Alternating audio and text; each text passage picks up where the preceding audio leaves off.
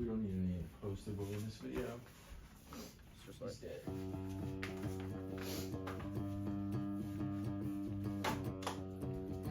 There'll be some more.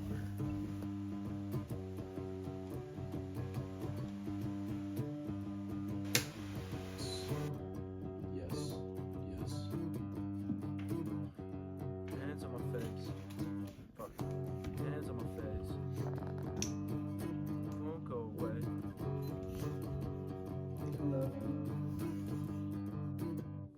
Yeah, fire. So This song started the day I met myself in an artsy, chic female form. And I could speak to you for hours about how well we connected right off the bat, how it felt like star-crossed, fated, or the miracle work of some unbeknownst god.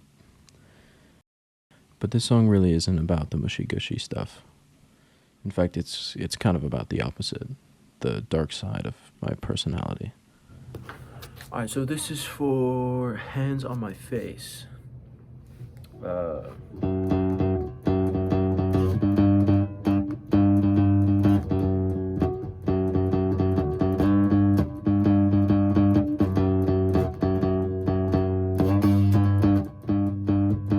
That's literally just 4 or 5. Oh. I wrote the whole first version of this song in a cafe, in what was mostly a trance-like state, where I really didn't think at all. There was other music playing. I didn't have headphones on or anything. I was just sitting in this cafe, writing this song with this guitar riff running through my head, and it was supposed to be a love song of sorts for this person that I had just met that had shown me so much of myself in them. But it ended up being a song sort of like a love song, especially the first version, but also a song of acceptance of loss for what felt like a past version of myself that I was finally able to let go of after meeting this person. And it was an incredible experience, really. I haven't felt that way writing a song in a long time, writing anything in a long time. And I had come up with the concept of poster boy while writing the song, and at the time I really didn't have a full idea of what poster boy was, but I knew that it felt really good. I mean, the words were flying out of me like the sermon from one of those TikTok preachers, which I saw in real life recently for the first time and thought that I couldn't pass up the opportunity of mentioning it. That was kind of that at the first time. That was that was October of last year. That was the first time this song was ever conceived conceptually, and honestly, it was amazing. I walked in and out of that cafe just high on life, so high, in fact, that I managed to leave my notebook on the top of my car and not realize until the next day at home, a 30-minute drive from the cafe that I'd written that song in. And so essentially I was heartbroken. Not only had I lost that new song, Hands on My Face, that I was working on, I'd also lost what was a almost entirely full notebook of songs. However, whoever came up with the idea that it takes at least half as long as the relationship lasted for you to get over it, I think is a bit crazy, because I think it took me only about 2 minutes of crying before I was over it and ready to rewrite this song that I had running on repeat in my head. And so I did my best attempt of rewriting it on this scrap piece of paper, which was the only thing I had available to me without writing it into one of my school notebooks, which I thought would have been a sin. From there, it was basically gung-ho on making it a real song. I think right after, or during that writing session, is when I recorded that video of me playing the riff in my basement. And yeah, I recorded a really rough sounding demo,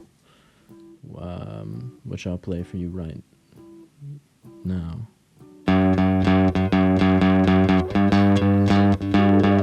Yeah.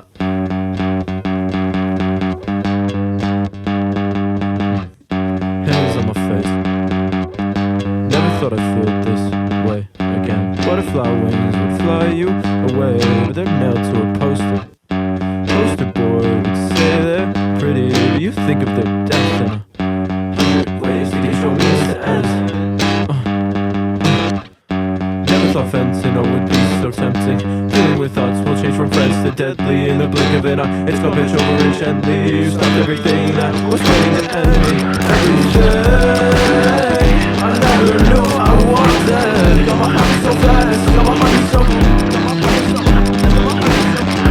things to see, but I can't hold my brush right. You see what I mean? See what I mean? You see what I mean? See what I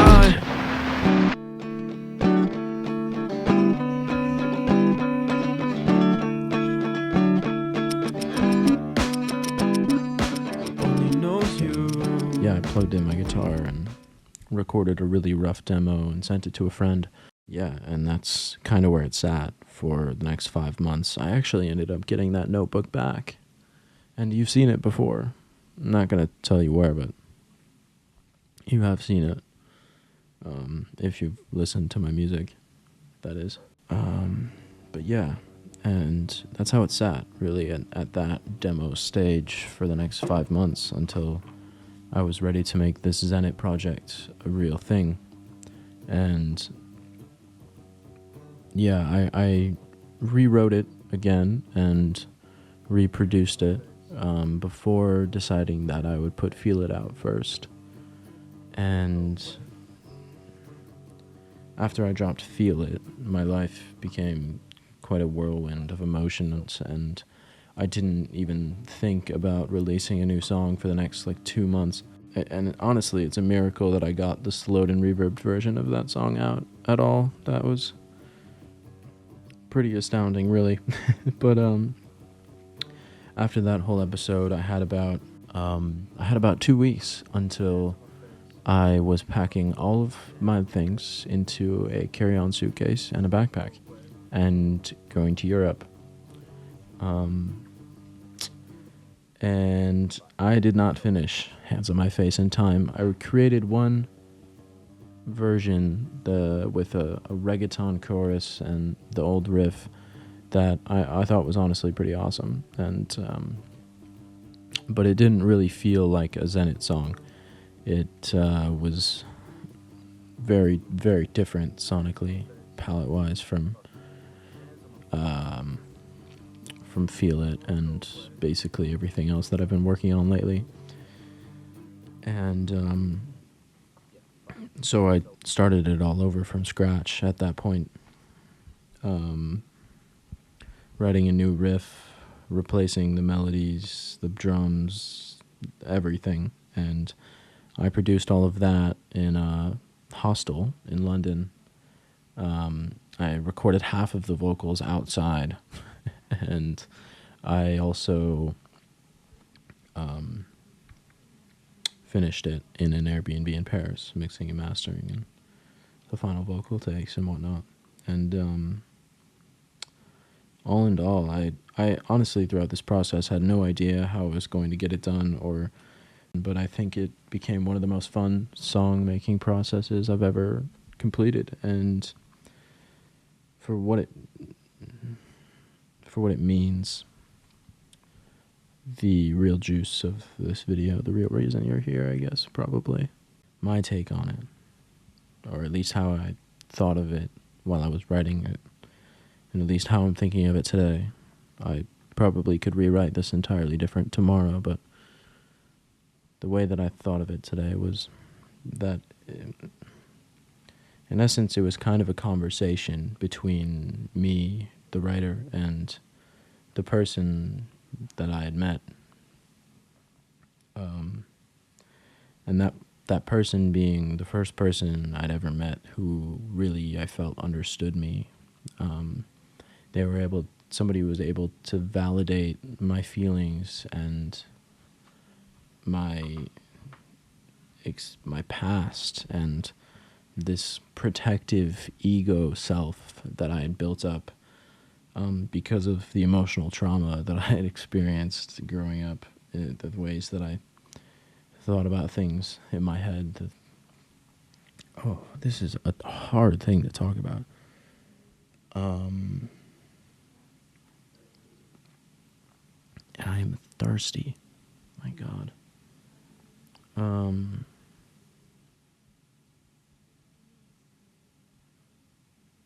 And this person that really validates my past and my beliefs and my ego self that I'd built up to protect me throughout all of my emotional hardships and traumas.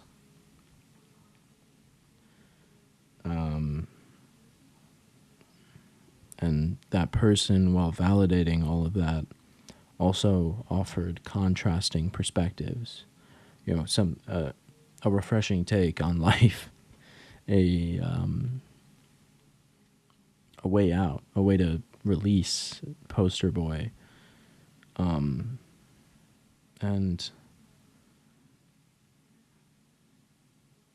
the chorus of this song is really a reminiscent taste of what I had to go through to build Poster Boy up as the protective mechanism that he is and was. And it's really dark, yeah, but it's really honest. To me, I think of this song as a whole as an acceptance of letting go of Poster Boy.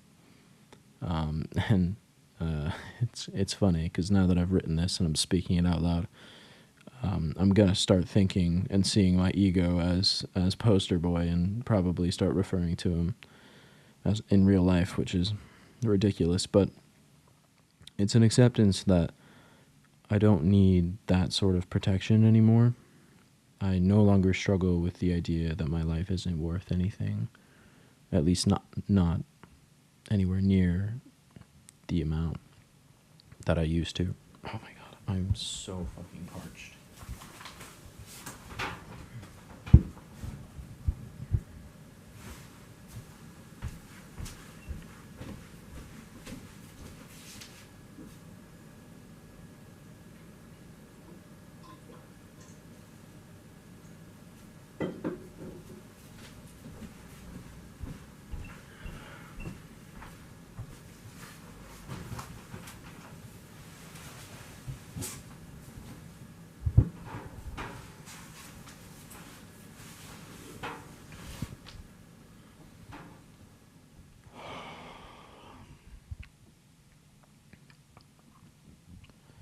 I no longer struggle with the idea that my life isn't worth anything, at least not to the same degree, by far. And I also know that I don't have to do it alone anymore.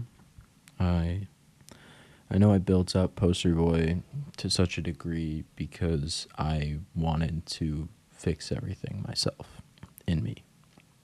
I wanted to solve all of my problems alone. And in doing so and slightly succeeding and mostly not succeeding at all, in fact, there's no possible way I would have made it out alone.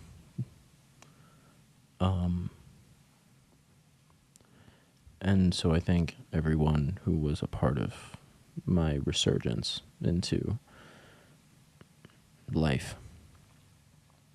But I tried so hard to pull myself out of my sorrows, and in doing so, I became adversive to the kindness.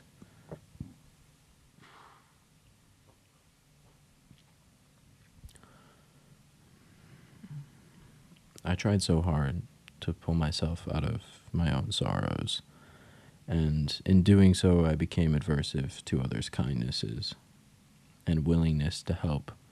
And I also became adversive to doing that for others. And that isn't how I want to live. It's never been how I wanted to live.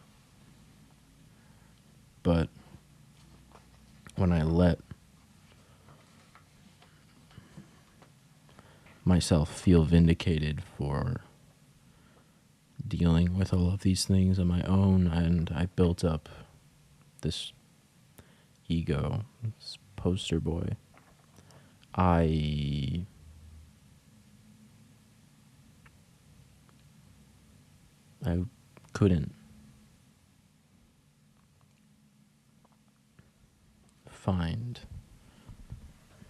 couldn't find the safety or openness to help.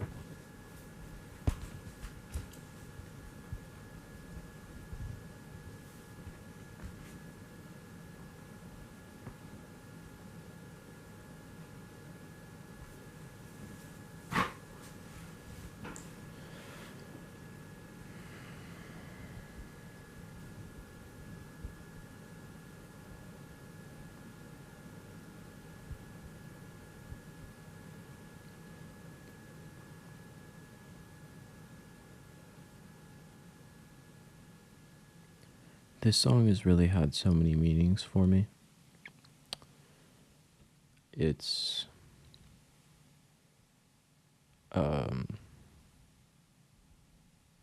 it's been so many things. It's been a love song. It's been a song about grief, and it's been a song about acceptance. That's what happens, I guess, when you rewrite a song a bunch of times. But one thing that it has always been is a knowing acceptance, a grateful acceptance that I can let go of my ego, and that doesn't happen overnight, as I've seen, but it can happen, and that's the most important part. I have that choice.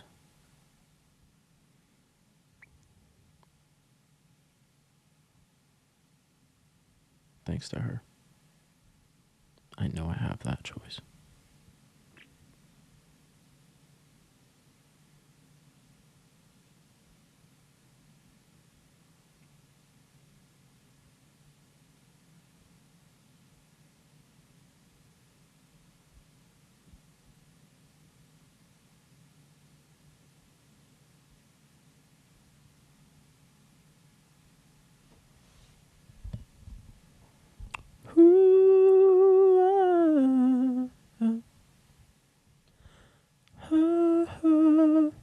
Oh my god, no way, did the camera stop recording?